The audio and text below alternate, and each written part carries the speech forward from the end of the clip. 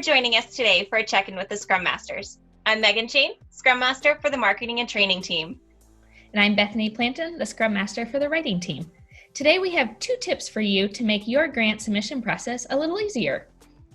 Yes, I'm so excited to be sharing these with you. Every Tuesday on our social media channels, we do share some grant tips, and we just thought we'd grab a couple that we thought were really important when it comes to grant writing. So the first tip today is the most successful grant-seeking organizations have a grant calendar that everyone on the grant team has access to. And so this could be as high-tech or as low-tech as your team likes, needs. Make sure to tailor it to your team. So it could be a shared calendar in your favorite calendar app, or maybe it's not your favorite, but it's what the team uses. It could be a spreadsheet. It could be a calendar on the wall. Now, calendar on the wall isn't always the best it's not good for distributed teams or if you're not in the office like we have been recently.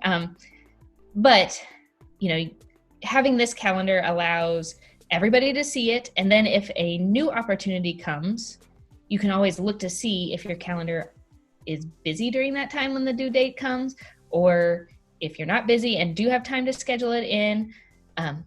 Also looking at that calendar to see where your holes are. Maybe you need to do some more grant research to fill those holes so that you're not trying to write grants all at one time and you can spread them throughout the year.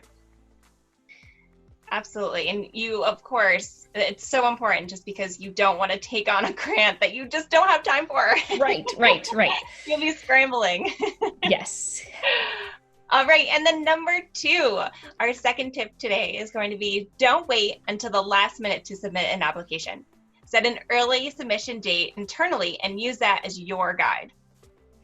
So you've heard the horror stories of you go to submit a grant at the very last minute and either it closed early for some reason, or the technology isn't working, or if you're trying to put it in the mail and the post office is closed. So to avoid any of those problems and the extra headaches that those cause, we suggest and recommend as a best practice to set your submission date earlier than what the foundation or government entity sets, and set it internally and use that date internally when you're talking to each other about it. So for our writing team, we do set our own deadlines and aim to submit early. And then we were able to use our Scrum framework to break down the application into manageable stories. And so that means when we know the grant deadline, we know our internal grant deadline, then we go back and see, usually we go back about 3 weeks. So we can do a version each week because our sprints are only a week, which is part of why we do that. So we have it broken down, as you've heard us talk about before, versions. And so our version 1 is outlining the application with as much information as we have, and then getting feedback on it to provide those missing holes. And then version 2 is to fill in all the missing holes and go through a grammar edit within our team. And then version 3 is finishing it off, polishing it, and sending it to for us, the client, to re-review and give their final stamp of approval before we then prepare it for them to put it, to submit it in whatever way they need to.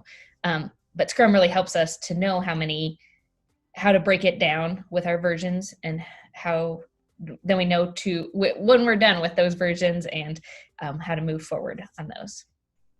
So I hope these tips help you with your grant submission process. If you have other tips, we'd love to hear them and leave them in the comments. Yeah, absolutely. Thanks for joining us this week, and we'll see you next time.